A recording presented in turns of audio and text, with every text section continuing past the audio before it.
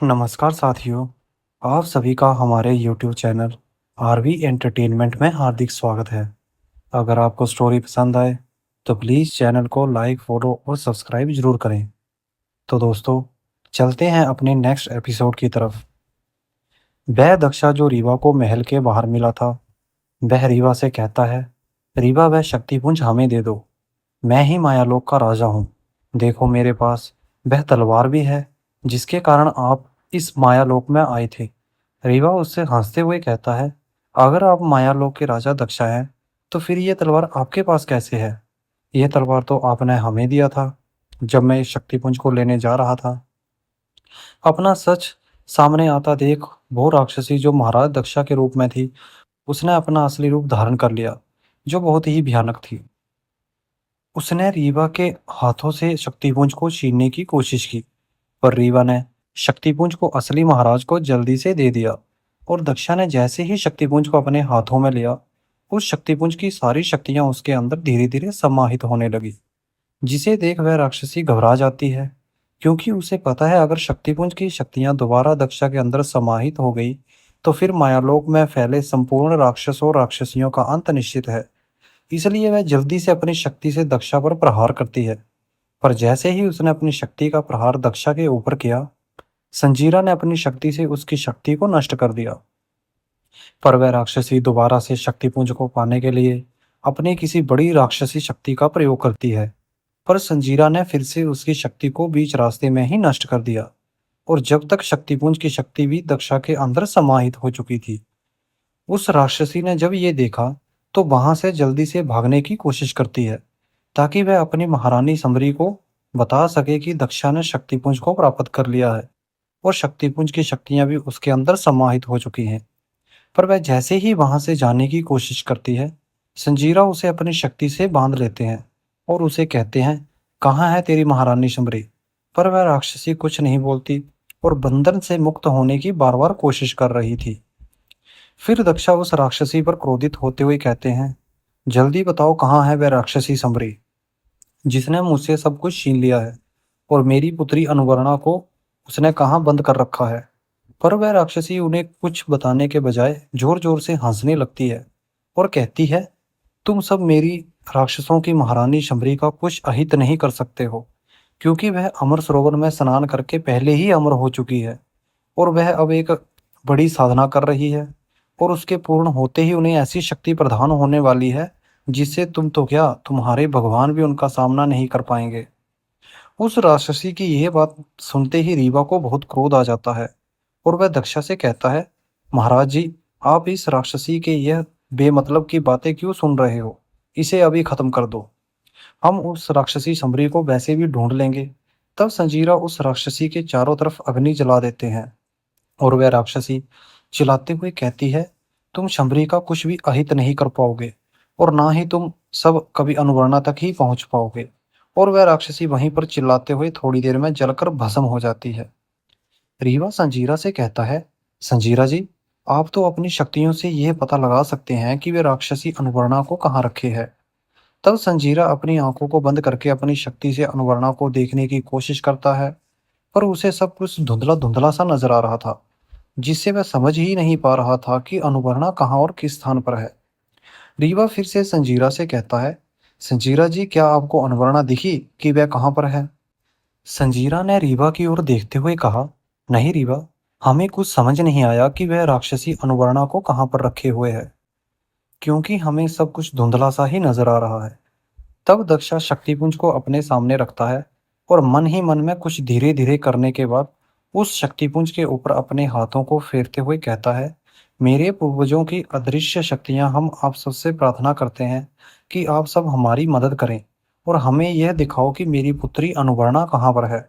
दक्षा के इतना कहने के बाद शक्तिपुंज में तेज प्रकाश उत्पन्न होता है और उसी तेज प्रकाश में एक दृश्य दिखने लगता है।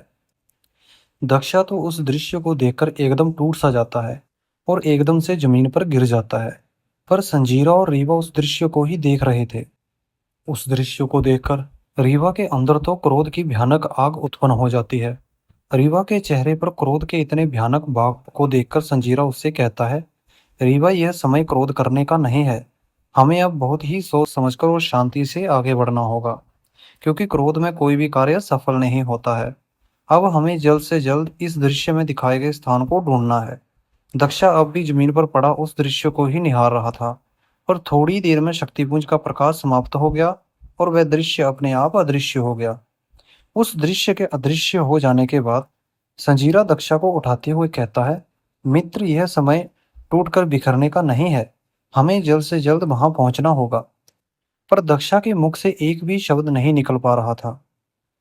बस उस दृश्य को देखने के बाद उसके आंखों से सिर्फ आंसू ही बहा रहे थे। रीवा भी दक्षा की आंखों में बह रहे आंसुओं को देखकर एकदम उदास हो जाता है, और उनके पास जाकर उनके आंसुओं को पोंछते हुए कहता है, आप ऐसे क्यों चिंतित हो रहे हो?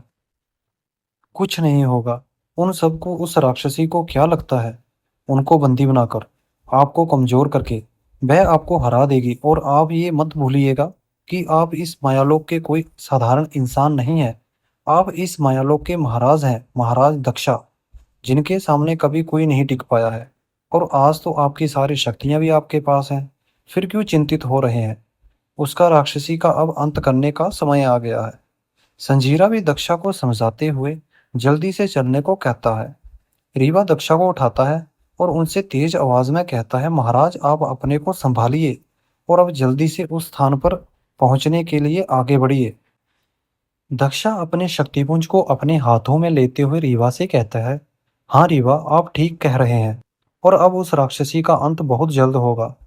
तब वह सब वहां से उस स्थान के लिए आगे बढ़ते हैं जो उन्होंने उस दृश्य में देखा था। धीरे धीरे वह सब उस स्थान के करीब ही आ रहे थे, और चलते चलते उन सबको एक जगह पर कुछ आवाजें सुनाई दी, पर उन्हें वहां कोई दिख नहीं रहा था। तब रीवा कहता है, यह आवाज कहाँ से आ रही है? यहाँ तो कोई दिख भी नहीं रहा है। उस आवाज को ध्यान से सुनने के बाद दक्षा ने कहा, यह आवाज तो उसी राक्षसी समरी की है। वह जरूर यहीं कहीं आसपास ही है, और उन सबको जरूर यहीं पर बांध कर रखा होगा। सब चारों तरफ देख रहे थे कि उस आवाज तक पहुंचने का मार्ग कहाँ है, पर वहां पत्थरों से बनी ऊंची ऊंची दीवारों के अलावा वहां कुछ नहीं था। रीवा आसपास देखते हुए यह सोच रहा था कि अगर ये आवाज यहीं पर सुनाई दे रही है, तो यहाँ आसपास कोई दरवाजा भी तो होना चाहिए। संजीरा और दक्षा भी उस आवाज तक पहुंचने का मार्ग ही ढूंढ रहे थे, पर उन्हें भी ना तो वहां कोई दरवाजा दिखा, और ना ही वहां से आगे जाने का मार्ग, और ना ही आसपास दूसरा कोई मार्ग। तब संजीरा दक्षा की ओर देखते हुए कहता है, मित्र, यहाँ तो कोई मार्ग ही नहीं दिख रहा है। कहीं उस राक्षसी ने वहां तक पहुंचने का कोई अदृश्य मार्ग या दृश्य दरवाजा तो नहीं बनाया हुआ है। तब रीवा संजीरा के पास आकर कहता है, अदृश्य मार्ग? हाँ रीवा, अदृश्य मार्ग। उस राक्षसी ने जरूर कोई यहाँ अदृश्य मार्ग ही बनाया हुआ है। इसलिए हमें यहाँ इन पत्थरों की दीवारों के अलावा कुछ नजर नहीं आ रहा है। पर जरूर इन पत्थरों में ही कोई अदृश्य मार्ग या कोई अदृश्य दरवाजा है। वो सब ये बातें कर ही रहे थे कि रीवा को एक जगह दीवार पर कुछ दिखा। तब रीवा जल्दी से उस जगह पर पहुंचता है, और जब उसने वहां पहुंचकर जो देखा, तो वह देखकर तो एकदम अचंभित ही रह गया। तब वह तेज आवाज में कहता है, संजीरा जी, महाराज दक्षा जी, आप दोनों जल्दी से यहाँ आइए। संजीरा और दक्षा रीवा की आवाज लगाने पर जल्दी से उसके पास पहुंच जाते हैं। वहां पहुंचकर संजीरा और दक्षा भी उसे देखकर अचंभित हो जाते हैं, और कहते हैं, तो ये अदृश्य मार्ग है जो उस राक्षसी समरी ने बनाया हुआ है। दक्षा रीवा को देखते हुए कहता है, बेटा, पर आपको कैसे पता चला कि यहाँ पर कोई मार्ग है? तब रीवा ने कहा, महाराज, आप इस बड़े से कीड़े को देख रहे हैं? इसी कीड़े की वजह से ही हमें इस मार्ग का पता चला है। जब मेरी नज़र इस दीवार पर चल रहे इस कीड़े पर पड़ी, तो मैं इसे ही देख रहा था कि ये कीड़ा कितना बड़ा और कितना भयानक है। पर जब ये कीड़ा धीरे धीरे चलते हुए इस दीवार के अंदर जाने लगा, तो मुझे थोड़ा शक हुआ कि कहीं यहाँ पर कोई अदृश्य मार्ग तो नहीं है, और मैं यहाँ आ गया। और जब मैंने यहाँ आकर देखा, तो ये कीड़ा लगभग पूरा अंदर ही जा चुका था। तब संजीरा कहता है, मित्र, अब हमें और देर नहीं करनी चाहिए। हमें अब इस मार्ग पर जल्दी से आगे बढ़ना चाहिए। तब वो सब जल्दी से दीवार के बीच अदृश्य मार्ग पर आगे बढ़ने लगते हैं। उस मार्ग पर बहुत घना अंधेरा था, पर वह बिना रुके आगे ही बढ़ते जा रहे थे। वह आवाज अब भी लगातार सुनाई दे रही थी, पर काफी देर चलने के बाद भी वह सब अब भी उस आवाज तक नहीं पहुंच पाए थे। रीवा उन आवाज़ों को सुनते हुए कहता है, संजीरा जी ये आवाज़ सुनकर तो ऐसा लग रहा है कि ये आवाज़ हमारे आसपास से ही आ रही है, पर वह राक्षसी अब भी हमें कहीं नहीं दिख रही है। तब संजीरा ने रीवा से कहा, रीवा हमें लगता है कि शायद हम अब इस स्थान के बहुत ही करीब हैं, जहाँ पर वह राक्षसी साधना कर रही है, और दक्षा की माँ पत्नी और उनकी पुत्री अनुवर्णा को भी रखा है। बस अब जल्दी जल्दी आगे बढ़ते आइए। सब जब थोड़ा और आगे बढ़ते हैं तो सामने वह राक्षसी शंबरी, जिसके सामने एक अग्निकुंड था, जिसमें कुछ मंत्रों को पढ़ते हुए वह कुछ डाल रही थी, और उसके सामने एक बड़ी सी मूर्ति थी जो शायद उसके किसी देवता की थी। वह मूर्ति भी दिखने में बहुत ही भयानक थी। दक्षा उस राक्षसी को देखकर सबको वहीं पर रुकने को कहता है। दक्षा के रोकने पर रीवा कहता है, अब आप रुकने को क्यों कह रहे हो? अब तो वह राक्षसी आपके सामने ही है। अब आप सिर्फ उसका जल्द से जल्द अंत कीजिए।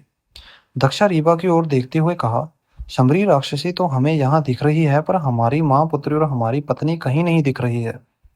तब रीवा ने कहा, महाराज मैं इस अदृश्य होने वाले फूल की मदद से मैं अदृश्य हो जाता हूँ, और आगे जाकर मैं देख कर आता हूँ कि वह राक्षसी अनुपर्णा को कहाँ पर रखा है।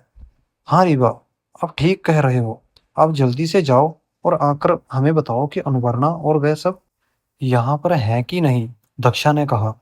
रीवा अदृश्य होकर आगे बढ़ता है। रीवा ने वहां जाकर देखा कि वो सब यहाँ पर तो हैं, और उस राक्षसी समरी ने उन सबको एक खंभे से बांधा हुआ है, और उनके चारों ओर तेज अग्नि जल रही है, जिनके कारण वह सब उस जलती हुई अग्नि के बीच तड़प रहे हैं। और जैसे ही रीवा ने अनुवर्णा को तड़पते हुए देखा, उसकी हृदय में क्रोध की अग्नि उमड़ पड़ी, और वह वापस जाकर दक्षा और संजीरा को यह बताने की बजाय कि वो सब यहीं पर हैं, वह सीधे राक्षसी शंबरी के सामने पहुंच जाता है, और उसके पास रखे हुए भस्मों को उठाकर इधर उधर फेंकने लगता है।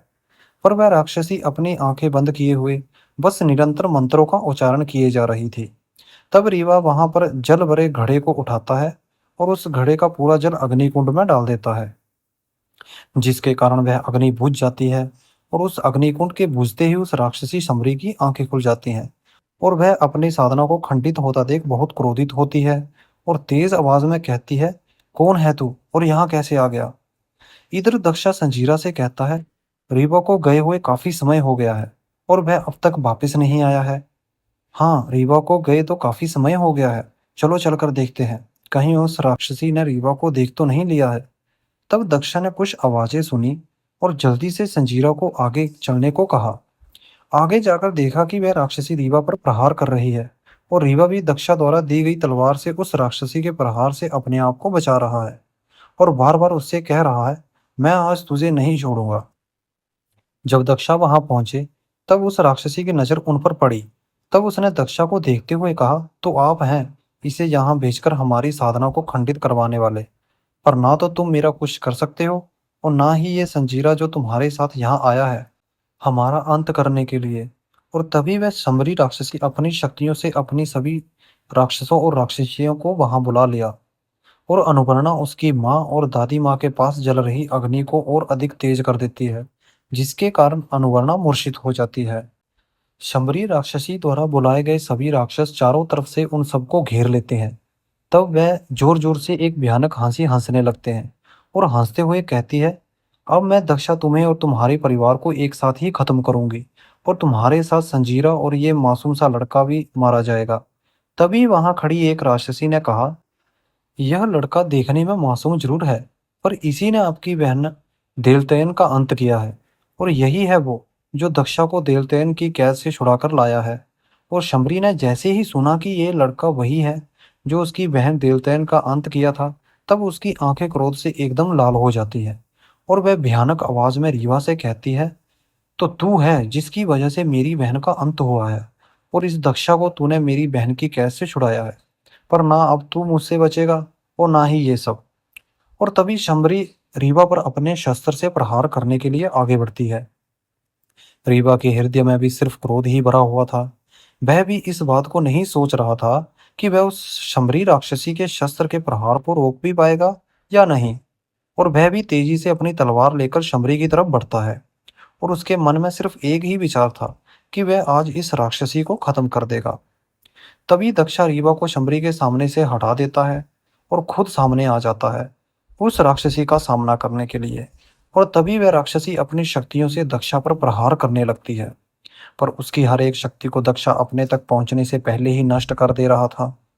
इधर रीवा भी अनुवर्णा और उसकी माँ और दादी माँ को उस जलती हुई अग्नि के बीच से निकालने की कोशिश कर रहा था, पर वह आग इतनी तेज थी कि रीवा उसको पार ही नहीं कर पा रहा था। और उधर वह राक्षस और राक्षसी भी रीवा को उन तक पहुंचने से रोकने के लिए रीवा पर प्रहार करने लगते हैं। तब संजीरा रीवा के पास आकर कहता है, रीवा आप मंजीवान की पीठ पर बैठ जाओ और ऊपर से जाकर एक एक करके उनको बाहर लेकर आओ, और मैं इन राक्षसों का सामना करता हूँ। तब संजीरा उन राक्षसों पर अपनी शक्तियों से प्रहार करते हैं। संजीरा अपनी शक्तियों से एक एक राक्षस का अंत कर रहे थे। तभी एक राक्षसी ने रीवा को मारने के लिए अपनी किसी बड़ी शक्ति का प्रयोग कर दिया, पर वह शक्ति रीवा के लगने के बजाय मंजीवान को लग गई, जिसके कारण मंजीवान अचानक से नीचे गिरने लगा। तभी रीवा ने अपनी तलवार निकाली और सीधे उस राक्षसी पर प्रहार करने के लिए सीधे उसकी गर्दन की तरफ फेंका, और वह तलवार इतनी तेज गति में आई और उस राक्षसी के सर को धड़ से अलग कर दिया कि उसे पता ही नहीं चला। मंजीवान रीवा को लेकर उस अग्नि में गिरने ही वाला था, तभी संजीरा ने उसे अपनी शक्ति से बाहर अपनी तरफ खींच लिया। पर उस राक्षसी की शक्ति लगने की वजह से मंजीवान को काफी आघात हुआ। रीवा जल्दी से मंजीवान पंछी का सर अपने ऊपर रख लिया और संजीरा से कहने लगा, संजीरा जी इसे आप जल्दी से अच्छा कर दो, देखो इसके सारे पंख टूट गए हैं, इसे कितनी पीड़ा हो रही होगी। रीवा मंजीवान की ऐसी हालत देखकर उसकी आंखें एकदम नम हो जाती हैं, और रीवा की नम आंखों को देखकर मंजीवान सोचता है, रीवा मेरे लिए एक पंछी के लिए रीवा इतना परेशान है, आखिर मेरा रिश्ता ही क्या है रीवा से। मैंने तो कभी सोचा ही नहीं था कि एक इंसान एक पंछी के लिए अपने आंसू बहाएगा। यह सोचते सोचते मंजीवान की आंखों में से अपने आप ही आंसू बहने लगते हैं। रीवा मंजीवान के बहते आंसुओं को देखकर उससे कहता है, मंजीवान क्या आपको बहुत अधिक पीड़ा हो रही है जो तुम्हारे आंखों से आंसू बहने लगे।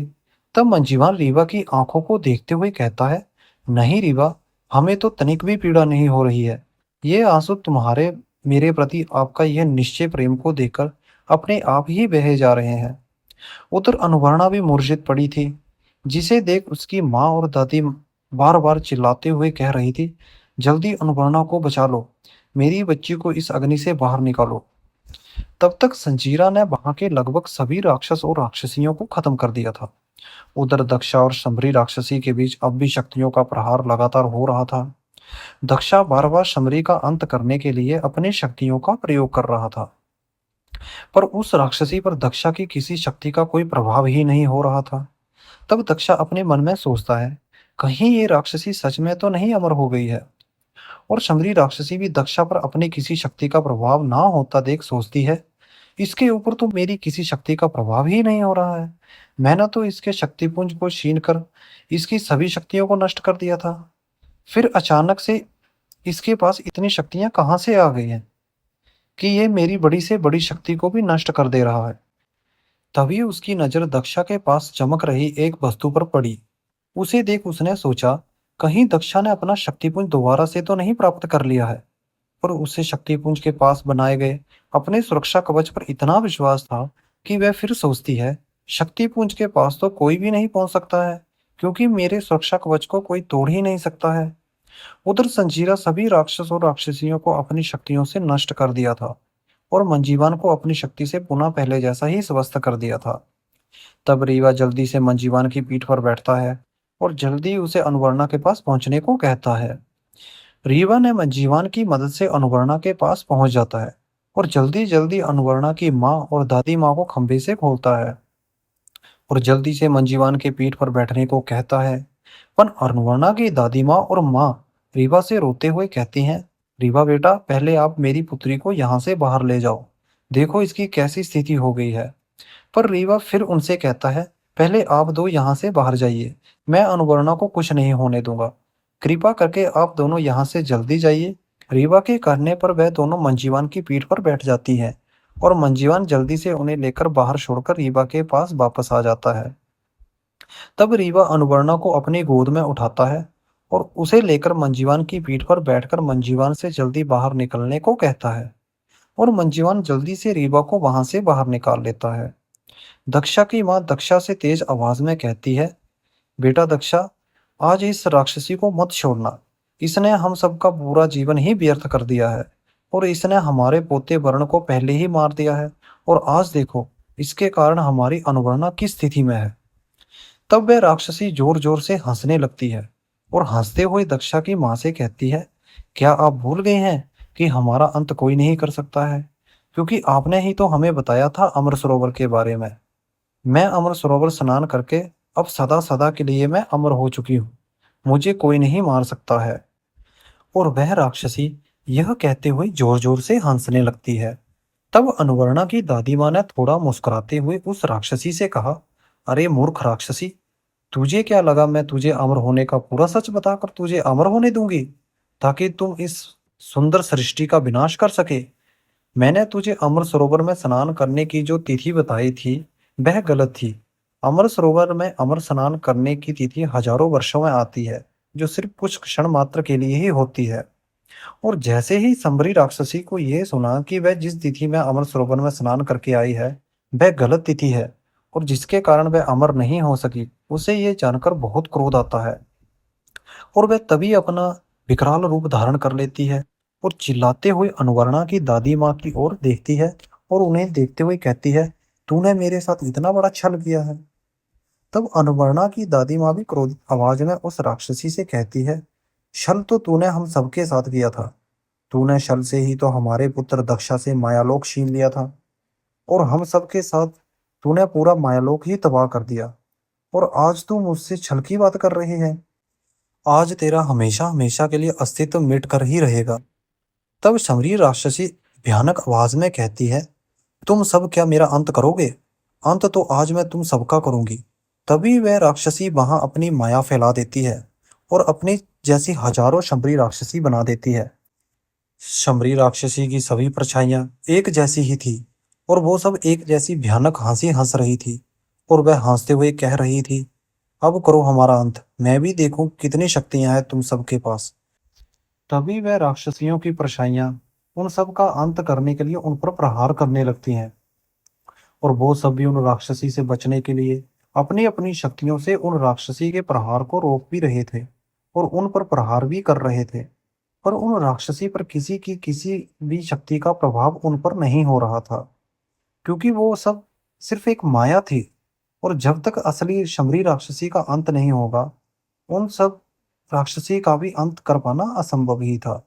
पर हजारों शमरी एक जैसी ही थी, जिनमें असली शमरी का पता लगा पाना बहुत ही कठिन कार्य था।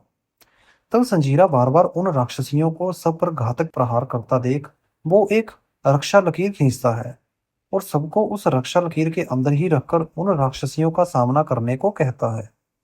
दक्षा भी लगभग अपनी सभी शक्तियों का प्रयोग कर चुका था, पर उन मायावी राक्षसियों को दक्षा की किसी भी शक्ति का प्रभाव नहीं हो रहा था और संजीरा भी अपनी बड़ी से बड़ी शक्ति का प्रयोग कर रहा था उन राक्षसियों के अंत के लिए। और संजीरा की शक्ति लगने पर उन राक्षसियों का अंत तो हो रहा था, पर वह पुनः दोबारा से अपना शरीर धारण कर लेती थी। सब एकदम हताश हो गए थे उस राक्षसी समरी के हजारों परेशानियों का सामना करते करते। पर अब भी वह असली समरी का पता नहीं लगा पाए और अनुवर्णा की स्थिति और भी बिगड़ती जा रही थी।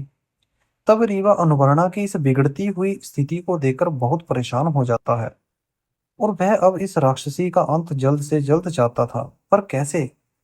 रीवा भी उन हजारों समरी राक्षसी में से असली समरी को नहीं ढूंढ पा रहा था, पर वह भी नहीं पता लगा पा रहा था कि असली समरी राक्षसी कौन है। तभी रीवा को एकाएक कुछ याद आया। तब वह सोचता है, शायद मेरे दादाजी ने एक बार हमें ऐसी मायावी राक्षसी की कहानी सुनाई थी जिसमें से एक राक्षसी ने अपनी माया से अपनी जैसे कई रूप बना दिए थे। पर असली राक्षसी को पहचानने के बारे में क्या बताया था कुछ याद नहीं आ रहा है। रीवा यही कहते हुए बार बार अपने हाथों से अपने सर पर धीरे धीरे मार रहा था और तभी अचानक से कुछ याद आया और वह बड़े ध्यान से उन सभी राक्षसियों की तरफ देखने लगा। संजीरा और दक्षा अपनी बड़ी से बड़ी शक्ति का प्रयोग कर रहे थे, पर उनकी सभी शक्तियां व्यर्थ हो रही थी। शमरी राक्षसी दक्षा और संजीरा की सभी शक्तियों को व्यर्थ होता देख उसकी सभी मायावी रूप बार बार भयानक हंसी हंसी जा रहे थे। उधर अनुवर्णा की स्थिति भी और ज्यादा बिगड़ रही थी। और तभी रीवा को कुछ नजर आया और तब वह जोर से चिल्लाया, महाराज दक्षा, जो आपके पीछे वाली शंबरी राक्षसी है वही असली शंबरी है। आप जल्दी से अपने किसी बड़ी शक्ति का प्रयोग कीजिए जिससे यहाँ फैली उसकी माया खत्म हो सके और उस राक्षसी का अंत भी।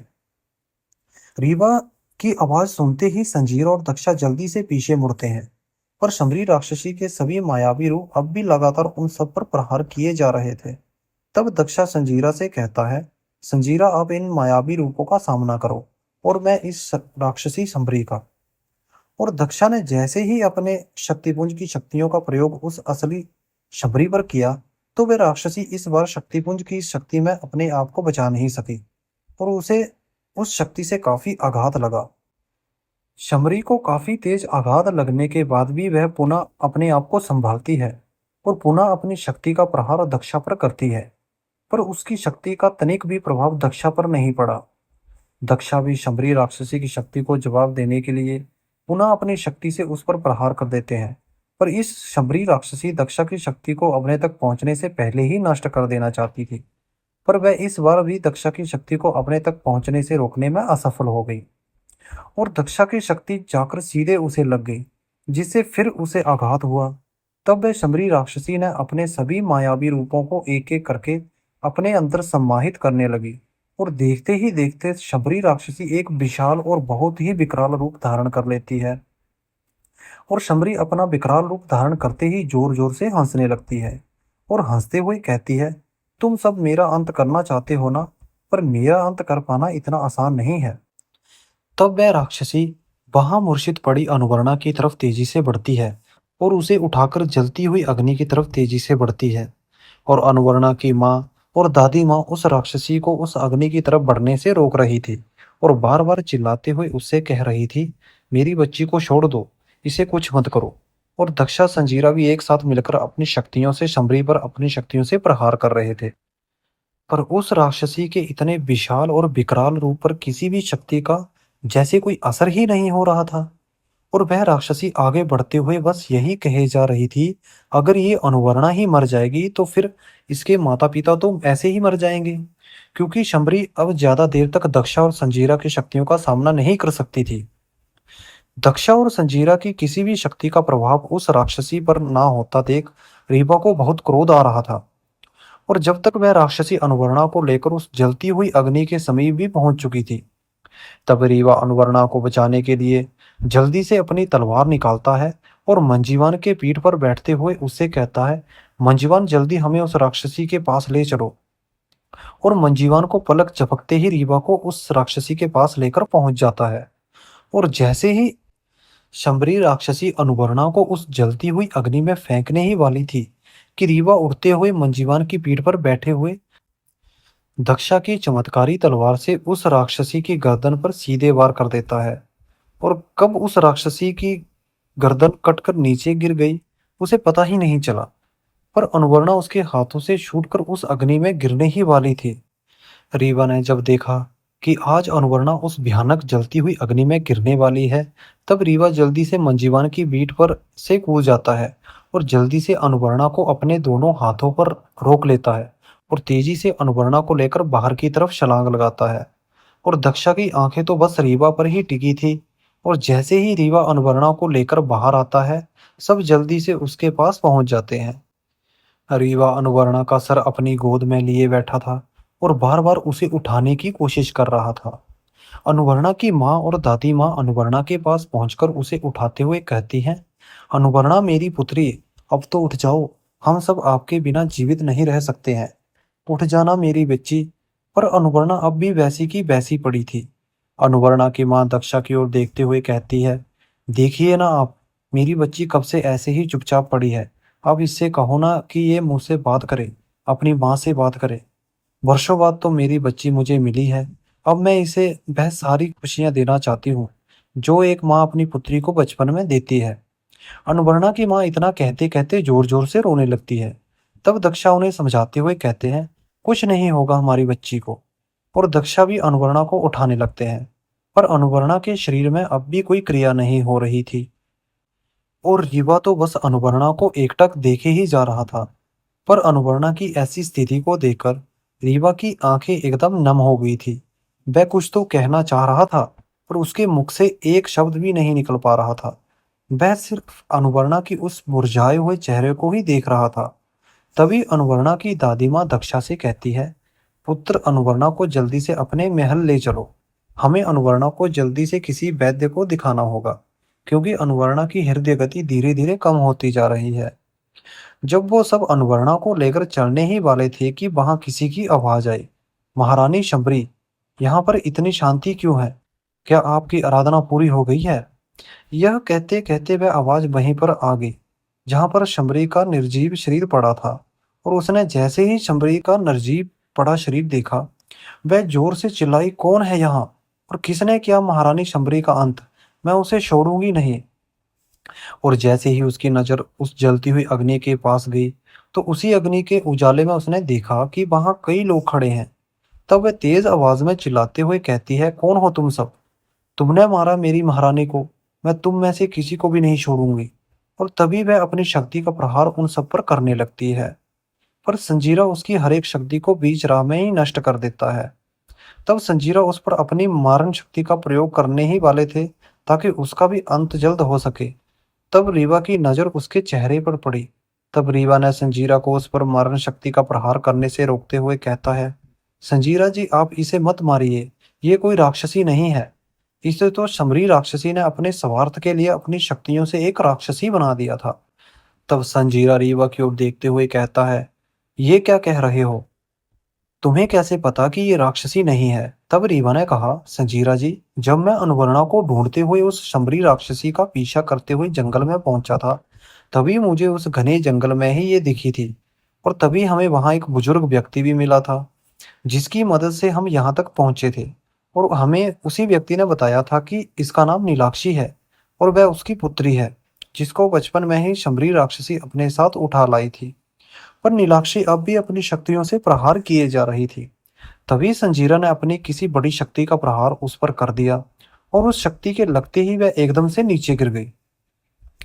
तभी वहां एक व्यक्ति आ गया, जो रीवा जंगल में मिला था, और खुद को इसका पिता बता रहा था। और उसने जैसे ही देखा कि उसकी पुत्री संजीरा की शक्ति लगने की वजह से अचानक से गिर गई है, वह अपनी पुत्री के पास आकर जल्दी से उसका सर अपने गोद में रख लेता है, और संजीरा की ओर देखते हुए कहता है, ये क्या किया आपने? मेरी एकलौती पुत्र को भी तुमने मुझसे छीन लिया। उस सबरी राक्षसी ने भले ही मेरी पुत्री को वर्षों पहले हमसे छीन लिया था, पर मैं उसे छुप छुप कर देख अब तक जी रहा था। अब आप मुझे भी मार दो, मैं भी अब क्या करूंगा जीवित रहकर। यह कहते कहते वह व्यक्ति जोर जोर से रोने लगता है। रीवा संजीरा की ओर क्रोधित होते हुए देखता है, और काफी तेज आवाज में कहता है, ये क्या किया संजीरा आपने? हमने आपसे पहले ही कहा। पर तभी संजीरा ने कहा, रीवा, थोड़ा शांत रहो। तुम्हें इतना क्रोध करने की आवश्यकता नहीं है। इसे कुछ नहीं हुआ है। मैंने इस पर सिर्फ अपनी मूर्छा शक्ति का प्रयोग किया है, ताकि इसके अंदर की सभी राक्षसी शक्तियां नष्ट हो जाए, और वह पुनः पहले जैसी एक साधारण युवती बन सके। तब संजीरा नीलाक्षी के पास जाकर उसके माथे पर अपना हाथ रखते हुए मन ही मन में कुछ कहते हैं, और थोड़ी ही देर में नीलाक्षी मूर्छा से बाहर आ जाती है। और वह उन सबको देखते हुए कहती है, आप लोग कौन हैं? और चारों ओर देखते हुए कहती है, और ये जगह कौन सी है? मैं तो अपने घर के बाहर। तभी वह व्यक्ति ने नीलाक्षी को ऐसे साधारण शब्दों में बोलता देख उसे अपने गले लगा लेता है। पर नीलाक्षी उसे बाहर हटाते हुए कहती है, आप कौन हैं? और आप हमें देखकर ऐसे रो क्यों रहे हैं? तब रीवा नीलाक्षी से कहता है, नीलाक्षी, ये आपके पिताजी हैं। तब नीलाक्षी बड़े आश्चर्य से रीवा की ओर देखते हुए कहती है, आप कौन हैं? और आपको मेरा नाम कैसे पता? मैंने तो पहले कभी आपको देखा नहीं। तब वह बूढ़ा व्यक्ति रोते हुए कहता है, नीलाक्षी, मुझे देख, मैं तेरा बाबा हूँ। पर नीलाक्षी उसे पहचानने से इनकार कर देती है। तब संजीरा अपनी शक्ति से नीलाक्षी को उसके बीते हुए कल का दृश्य दिखाते हैं, कि उसे कैसे उसे उस शंभरी राक्षसी ने उसके बाबा से अलग कर दिया था। और जैसे ही नीलाक्षी ने अपना बीता हुआ कल देखा, वह एकदम से रोने लगी, और रोते हुए अपने बाबा को अपने गले से लगा लेती है। नीलाक्षी और उसके बाबा को ऐसे मिलता देख सबके चेहरे पर हल्की सी मुस्कुराहट आ जाती है। पर अनुवर्णा की स्थिति धीरे धीरे और भी बिगड़ती जा रही थी। आखिर क्या होगा अनुवर्णा का? और क्या अनुवर्णा अपनी इस मूर्छा से बाहर आ पाएगी? यह जानने के लिए जुड़े रहें हमारे यूट्यूब चैनल के साथ। अगर आपने हमारे यूट्यूब चैनल को सब्सक्राइब नहीं किया है, तो प्लीज़ चैनल को लाइक, फॉलो और सब्सक्राइब ज़रूर करें। धन्यवाद।